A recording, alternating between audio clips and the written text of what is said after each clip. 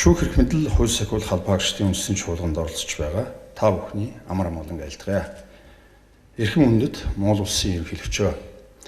Эрхэм мэргэжилт нэгт нөхөд, хуульчид, хүндэт зочид, төрөлөгчдөө. Өнөөдөр бид Монгол улсын эрх зүйн хөгжил, үндэсний эрх зүйн тогтолцооны хүрсэн түвшин, хэтийн чиг хандлага, тулгамдсан асуудлыг нүүр тулан ярилцаж, санал бодлоо солилцож, цаашид эрх зүйн агц дэвшилт хөтлөх бодлого, нэн тэргүүний алхмуудаа тодорхойлох, улс орны хөгжлийн төлөө нэгэн зүгт харах зорилго өрлөн ийхүү хамтаарч болж байна. 2019 онд хийгдсэн үндсэн хуулийн нэмэлт өөрчлөлт, мөн 2021 онд бодлогдсон Монгол Улсын шүүхийн тухай хууль нь шүүхийн системд урьд өмнө хийгдэж байгаагүй томоохон өөрчлөлтийг авчирлаа. Шүүхийн бие даасан шүүгчийн харах тус байдал нь хуулийн системийн шинжиллийн их үндэс мөн юм. Тиймээс юуны өмнө энэхүү бие даасан харах тус байдлыг хангах шинжиллийн бодлогыг хэрэгжүүлэхэд тулгамдж буй асуудалд та бүхний анхаарлыг хандуулъя. 1. Шүүхийн бие даасан шүүгчийн хараа тус байдал бол системийн шинжиллийн суурь тул баталгаатай хангах шаардлагатай. Хууль батлагдах нэг хэрэг.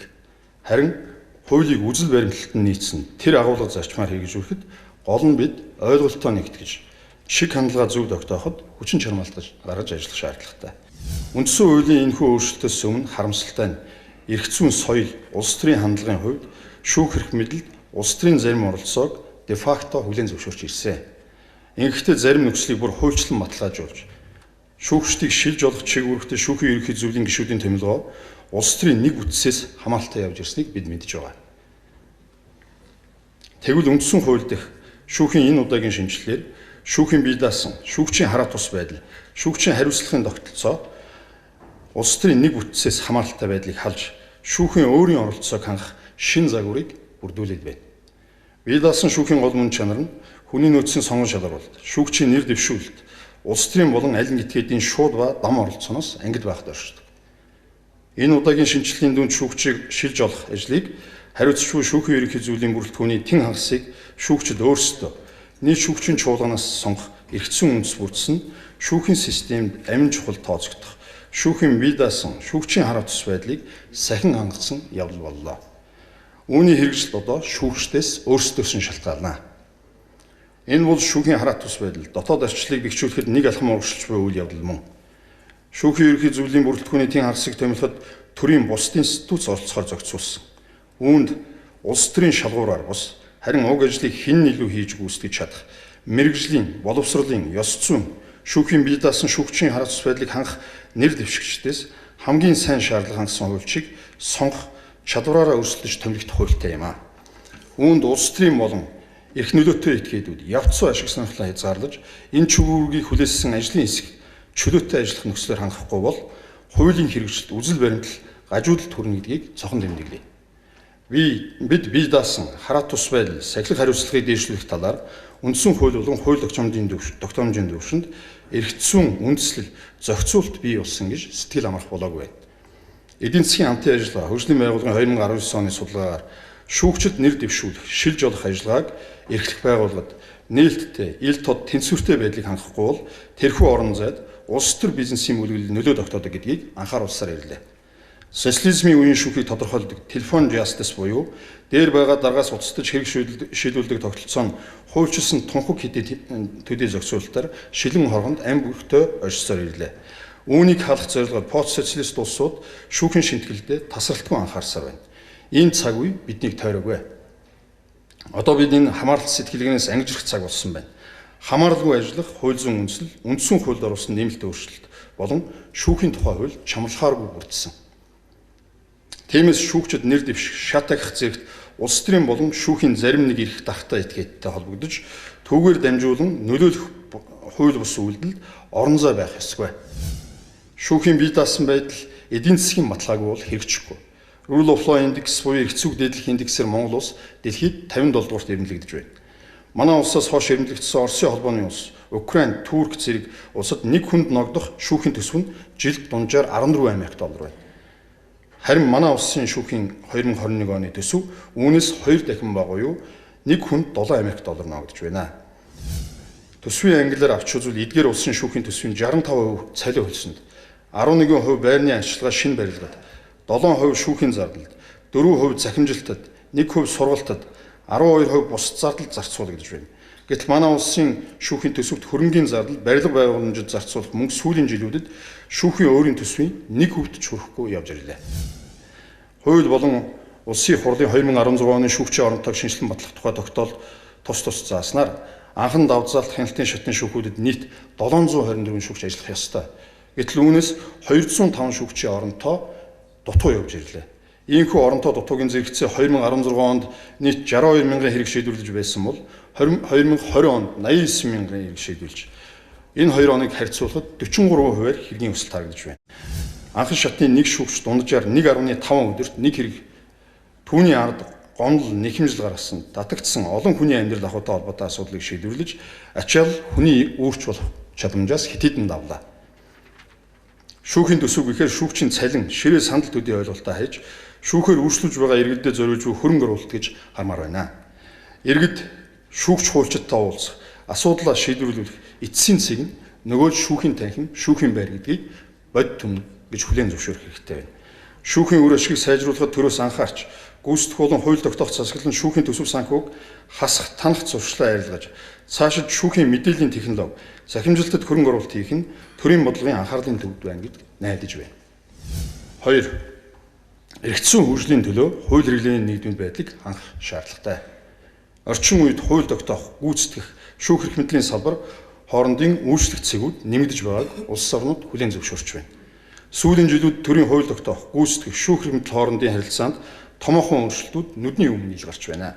Тухайлбал гүйцэтгэх ба хууль тогтоох засаглалын байгууллагууд иргэдийн санаа бодлыг харуулсан, хариу арга хэмжээ авахд бие биетэйгээ харилцан уялдаатай ажиллах болсны зэрэгцээ гүйцэтгэх засаглалын тогтвортой, бие даасан байдлыг хангах чиглэсэн өөрчлөлтүүд хийгдсээр байна. Энэ үзэгдэлтэй зэрэгцсэн шүүх засаглалд ихэнх өөрчлөлт гарах боллоо. Тухайлбал шүүхээр хянагдах хэргийн хэрэг маргааны тоо байнга өсөж, шүүхийн хэрэглэх хуулийн тоо мэдэгдэхүйц нэмэгдэж, гүйцэтгэх засаглалын эрх хэмжээ өргөж хэрээр захиргааны байгууллагын үйл ажиллагааны талаар шүүхэд хандах нь ихсэх боллоо. Мөн хууль тогтоомжийн тоо өсч байнга болон түргэн өөрчлөгдөж байгаа энэ цаг үед эрх зүйн ойлголт, мэдээллийн системчлэлийг анхааралтай авахгүй бол эрх зүйн тодорхой байдлын зарчимд халтай байдал үүсэж байна.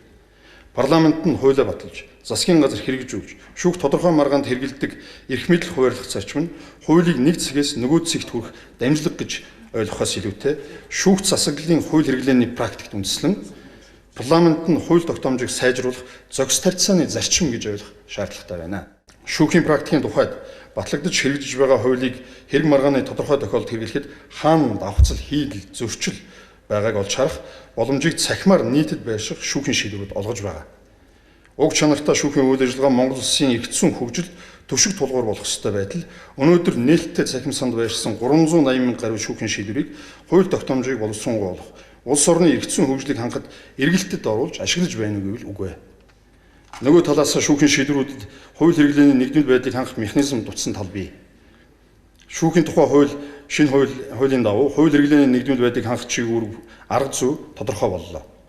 Улсын дээд шүүх нэгд хяналтын журмаар тодорхой хэрэг маргааныг хянаж шийдвэрлэх замаар хууль хэрэглээний зөрүүтэй байдал цэг тавих ёстой. Хоёрт, шүүхийн шийдвэр шүүхийн практик тулгуурлан хууль тайлбарлах замаар хууль хэрэглээний нэгдмэл байдлыг тогтоох, улмаар эрх зүйн тодорхой байдлын зарчмыг хангаж ажиллах шаардлага байна. Улсын дээд шүүхийн хууль тайлбарлаж ирсэн практикаас үзэхэд 1992-оос 2005 онд жил дунджаар хууль тайлбарлсан тогтоолт 5-6 удаа гарч байж. 2006-аас 2010 онд энэ тоо огцсон өсч жил дунджаар 17 тогтоол гарч иржээ. Улсын дээд шүүх хуулийн абстракт буюу хийсвэр тайлбарыг ийхүү өргөн хүрээнд олон тоогоор гаргах болсон нь төрийн эрх мэдэл хуваарлах зарчмыг бүдгрүүлж, хууль тогтоох эрх мэдлийн бие даасан байдал руу өнгөх сүрг үзэгдэл үүсгэсэн талаар шүүмжлэлт хандлагууд цөөнгүй байдаг. Энэ байдлыг шинээр батлагдсан шүүхийн тухай хуулиар засаж, улсын дээд шүүхээс хуулийг тайлбарлах зарчим зохицуулалт харьцангуй тодорхой болсон тул улсын дээд шүүхт цаашид зөвхөн шүүхийн шийдвэр практикт үндэслэн хуулийг тайлбарлах болно. Шүүхийн үйлчлэгийг чанаржуулахад хэргийн шийдвэрлэх хуулиуд шинжилгээ хийх зайлшгүй шаардлагатай. Монгол улсын урт хугацааны хөгжлийн бодлого Алсын хараа 2050-д эргэн төвтэй шүүх тогтолцоог төлөвшүүлэх зорилтыг 2021-ээс 2030 онд хэрэгжүүлэхээр тусгасан. Зорилтыг хангах арга хэмжээг 2021 оноос эхлүүлэхээр заасан бөгөөд үндсэн хуулийн шинжилэл нь энэ зорилт хангагдах суурийг тавьж өглөө. Ирэх 10 жилдээ бид эргэн төвтэй шүүхийг бий болгоход бүхий л анхаарлаа хандуулах ёстой. Энэ нь юуны өмнө иргэд чанартай шүүн тасалгаар ажиллагаагаар өөрчлүүлнэ гэсэн үг юм. Энд би 4 агуулгыг дурдна.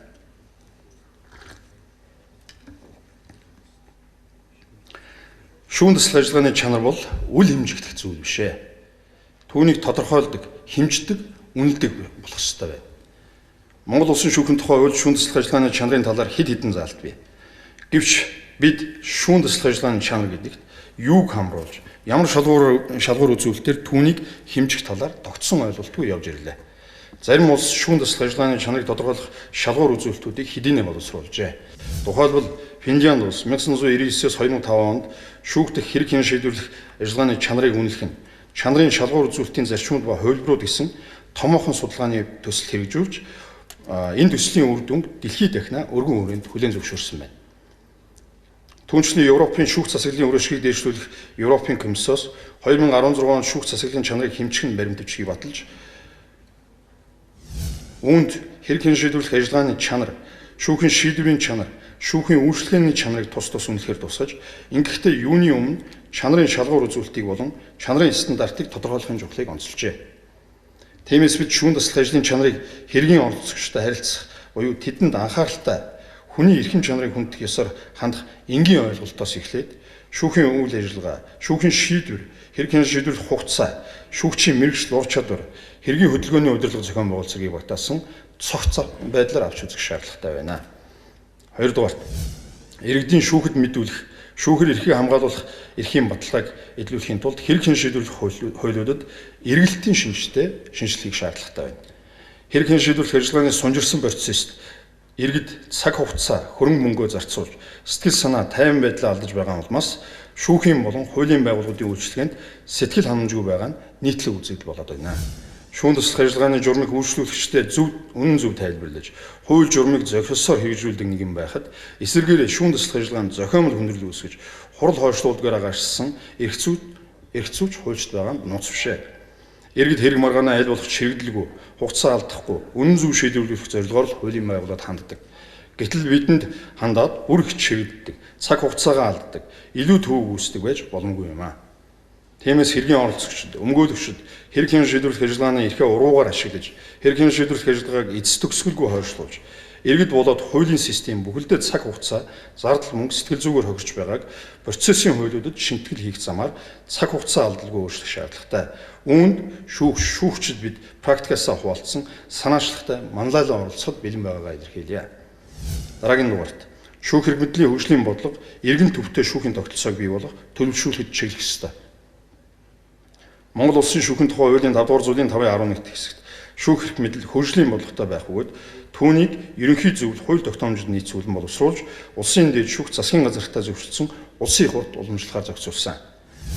Энэхүү баримт бичигт тусах олон зүйлийн талаар ярих шаардлага байвч шүүхийн хөгжилд олон талын ач холбогдолтой хувьд мэдээллийн технологи, хиймэл оюун ухааныг ашиглахаар байр суурь илэрхийлье.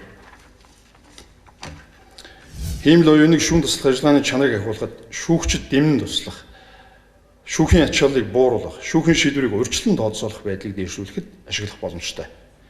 Шүүхийн системийн нээлттэй ил тод байдлыг ахиулах, шүүхийн ачааллын менежментийг шин шатанд гаргахад хиймэл оюуныг ашиглах цаг нь нэгэнт ирсэн гэж үзэж байна. Гэхдээ энэ ажлыг шинжлэх ухааны үндслэлтэй, хүний эрхийн суурь зарчмуудыг дээдлэж, ажиллагааны ил тод байдлыг хангаж, үе шаттайгаар хийх нь зүйтэй. Европын улс орнууд хиймэл оюуныг шүүхийн системд янз бүрийн төвшин чиглэлээр ашиглаж эхлээд байна. Европын зөвлөлийн шүүх засаглалын үржихийг дээшлүүлэх Европын комиссоос хиймэл оюуныг шүүхийн системд ашиглах болон холбогдох орчны талаарх Европын ёс зүйн тунхагийг 2018 онд баталсан байна. Түүнд хиймэл оюуныг шүүхийн системд ашиглахад баримтлах зарчмуудыг тусгаж, шүүхийн системд шатараалтаа нэвтрүүлэхийн ач холбогдлыг онцолжээ. Ингэхдээ хиймэл оюуныг ашиглах чиглэлүүдийг төрөлжүүлж, хөхүүлэн дэмжүүл зохих, болгоомжтой хандуул зохих, шинжлэх ухааны судалгааны үр дүнд авч үзүүл зохих, онцгой анхааралтай хандах гэсэн төвшнүүдэд ангилж зохих зөвлөмжүүдийг өгсөн байна. Монгол улсын шүүхийн системд хиймэл оюуныг ашиглах хэрэгцээ шаардлага мөн боломжууд байна гэж харж байна. Шүүхийн шийдвэрийн захим хуудсанд нийтэд ил тод нээлттэй байгаа 380 мянга гаруй шүүхийн шийдвэрийн ашиглалт, хайлт, хэрэглээг төгөлдржүүлж хиймэл оюун руу хөрвүүлэх, хиймэл оюунаас гарах бүтээгдэхүүнийг хууль хэрэглээний нэгдмэл байдлыг хангах, мөн шүүхийн шийдвэр гинтийн үзэгдэл болдог байдлыг халах, иргэд маргах асуудлынхаа шийдлийг урьдчилан тооцоолох, улмаар шүүхэд хандах хэсгээ шийдэх. Тэр хэрээр шүүхийн ачааллыг бууруулах хэрэгсэл болгон ашиглах боломжтой. Дараагийн дугаарт шүүхийг тойргийн зарчмаар болон дагнан байгуулах нь шүүхийн үйлчлэгээний хүртээн чанарыг сайжруулах, хүний нөөцөө зөв удирдах арга зам мөн. Монгол улсын үндсэн хуулийн 48 дугаар зүйлийн нэгд хэсэгт шүүхийг тойргийн зарчмаар дагнан байгуулж болохоор тусгасан. Өнөөдөр шүүхийг хэд жижиглэн байгуулж, шүүхийн оронтойг шүүх бүрэлдэхүүний тоотой тулган ажилуулж, мөн олон шүүхэд сул оронтоонд сонгон шалгуулалтыг зарлахгүй, эсвэл цаг алдан зарлах байдал хэвийн үзэгдэл болжээ. Үүний улмаас тухайн шүүхийн шүүгч өвдөх, гачигдах, татгалзах зэрэг ямар нэг хүндэтгэл шалтгаанаар олдох боломжгүй болоход хэрэг маргааныг шийдвэрлэх шүүх бүрэлдэхүүн дутаж, хэргийн хугацаа сунжрах, бүрэлдэхүүн дутуу шүүхэд төр томилолтоор ажиллах тохиолдол хэд олширч байгаа нь иргэд шүүхээр үйлчлүүлэхэд бэрхшээл үүсгэж байна. Санхүү талаасаа төсөвт хийм ус зардлыг зохиомжоор үүсгэж байна гэж харахаар байна. Шүүх байгуулах зарчим алдагдсанаас зарим аймагт 18 шүүгчид 6 ерөнхий шүүгч ногдож байгаа тохиолдол бий. Энэ бүх нөхцөл байдлыг бид шүүхийг тойргийн зарчмаар байгуулах тохиолдолд зайлшгүй харилцаа үзэх ёстой. Ингэхдээ шүүхийн үйлчлэгээг иргэдэд хүртээмжтэй, ойр дөт, шуурхай, үр ашигтай өргөх зарчмыг алдагдуулж болохгүй. Дагнасан шүүх байгуулах дэлхийн нийтийн чиг хандлага огцсон биш боловч айжмаар өсөж байна. Европоор жишээлхэд 2016 онд 100 мянган хүн амд ногдох ерөнхий харьяаллын шүүх 123 байжээ. 2018 онд энэ тоо 108 болж буурсан байна. Харин дагнасан шүүх нь 2016 онд 100 мянган хүн амд 0.75 байсан бол 2018 онд 0.81 болж өссөн хандлагатай байна. Бид цаашид шүүхийн ачааллын харьцангуй байдлыг харгалзан тэдгээрт сонхилж байгаа төрлийн маргааныг дагнан шийдвэрлэх шүүхийг байгуулах, эсвэл одоогийн хуульд байгаа зохицуулт буюу дагнсан танхим байгуулах боломжийг хэрэгжүүлэх нь зохимжтой юм аа. Дөрөвдүгээрт шүүхийн систем манлайл санаачлагаар цангаж хариуцлага дутаж байгааг ойлгож байна. Шинэ инноватив шүүгч буюу шүүх гэсэн нэршил олон улсын болон гадаад улсын шүүхийн үйл ажиллагаатай холбогдсон яригдах боллоо. Шүүх бүр өөрийн онцлог тохирсон, мөн бусд нь аваад суралцж нэвтрүүлж болох шинэлэг санаачлал нэвтрүүлэх замаар үйлчлэгээгээ сайжруулах, өөрсдийн ажлын ачааллыг хялбарчлан зохицуулах, эцсийн дүнд шүүхэд итгэх олон нийтийн итгэлийг дээшлүүлэх шаардлагатай байна. Бүх шатны шүүхүүдэд шүүгчдийн зөвлөгөө, ерөнхий шүүгч, танхимын тэргүүн гэсэн өөрийн удирдлагын бүтц ажиллагаа. Эдгээрийн нийтлэг чиг үүрэг нь шүүхийн сахилгын ороонд хамаарахаас бусд асуудлаар тухайн шүүхийн шүүгчдийн хариуцлагатай байдлыг хангах зохион байгуулах явдал юм. Энэ хүрээнд шүүхээр үргэлжлүүлж буй иргэд байнгын үргэлжлүүлэгч болох өмгөөлөгч хуульчдын сан сэтгэлийг сонсож өөрсдийн ажилд тогтмол үнэлгээ хийж сайжруулах, шүүхийн үйлчлэгийг чанаржуулах боломжийг байнга эрэлхийлдэг, ярилцдаг, хилцдэг, байнгын ажиллагаатай механизм болгон ашиглах шаардлагатай. Шүүхийн тухай хуулиар танхимын тэргүүн анхан давзаалтах шатны шүүхийн ерөнхий шүүгчийг тухайн шүүхийн шүүгч дотроос сонгох хэрэг баталгаажснаар шүүхийн дотоод арчлыг бэхжүүлж, ерөнхий шүүгчийн чиг үүргийн агуулгыг дарга биш манлайлагч болгож өөрчлөхөд тустай алхам боллоо. Цааш шүүхийн нэр хүндийг ахиулахад ерөнхий шүүгчдийн итгэх санаачлал чухал үүрэгтэй байна. Хариуцлагатай ажилд хариуцлагагүй хандвал бид шүүхийн бие даасан шүүгчийн хараа тус байдлыг ностой аюул дунах ажил гар бие явуулсан хэрэг болно гэдгийг анхааруулах зүйтэй. Эцэст нь тэмдэглэе. Шүүхийн шинжил нэг удаа хөндөгдөд өнгөрөх асуудал биш. Түүнчлэн шүүхийн шинжилсэн шүүхийн нийгэмд гүйцэтгэх үүргийг бүхэлд нь хамарсан өргөн цар хүрээтэй ойлголт юм. Тэр бүхэнд холбогдох агуулгыг илтгэд багтаах боломжгүй байлаа. Иймд шүүхийн шинжил шүүхийн өөрийн гүйцэтгэх үүргийн тухайд илтгэлийн гол агуулгыг анхааруулан тодорхойлж илтгэлээ тавилаа. Ингээд Монгол улсад маань эрхцүүг дээдлэх ёс бүрнээ төлөвшин тогтож иргэдийн итгэлийг баттай хүлээсэн шударга шүүхийн тогтолцоо төгөлдрчин хөгжих нь эрүүл дэвшүүлье.